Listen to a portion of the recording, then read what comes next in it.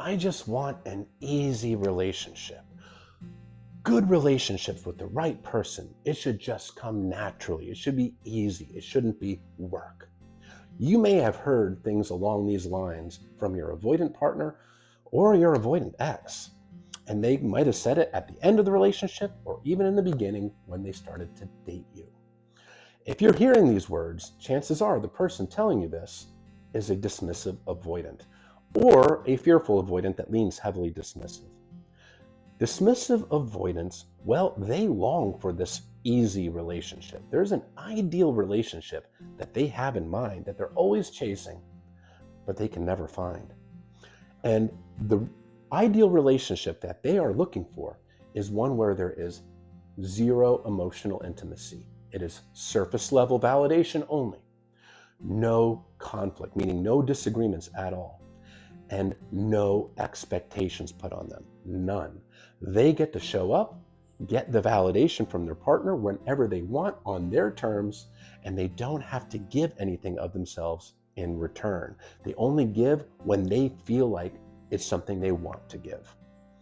And the reason why they're looking for this relationship, which doesn't exist in the real world, goes back to their childhood.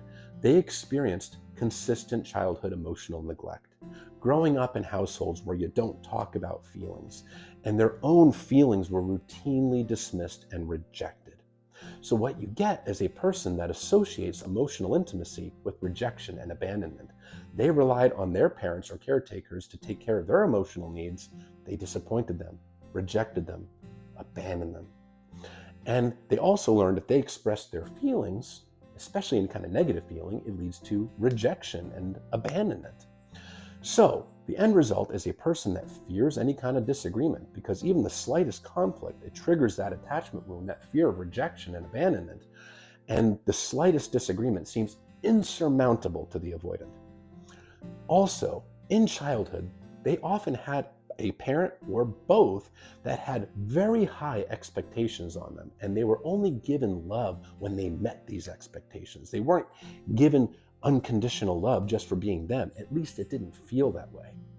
So even the slightest expectations in a relationship, it feels overwhelming to them. Like there's no way I can meet these expectations, even if it's just the bare minimum. And they fear it's inevitable that I'm going to disappoint this person. So that really triggers their fears. And emotional intimacy. They learn that you can't be vulnerable with somebody. It leads to rejection and abandonment. Due to that lack of love and nurturing they received as a child, they grow up to feel defective, unlovable. They personalize that neglect. It must be a reflection of them. This is in their own mind. So being vulnerable means they get exposed to their partner for being defective, for being unlovable. It feels unsafe. So they look to keep emotional distance between themselves and their partner. And that is why they don't do well with intimacy, because they don't feel safe with it. They do long for love and connection, but they feel safe when it is surface level, not at a deep level. When a connection grows deeper than that, it really frightens them and they push this person away to keep themselves safe. So this relationship that they're looking for, this ideal relationship, this perfect partner, is one where there's no vulnerability, no conflict whatsoever, no disagreements at all, and no expectations put on the avoidant. The problem is this kind of relationship does not exist in the real world. And they're always looking for this relationship, but never finding it. True, healthy, loving relationships will have their speed bumps. They'll have their disagreements. There will be expectations in the relationship. That is normal. It is natural. It is healthy.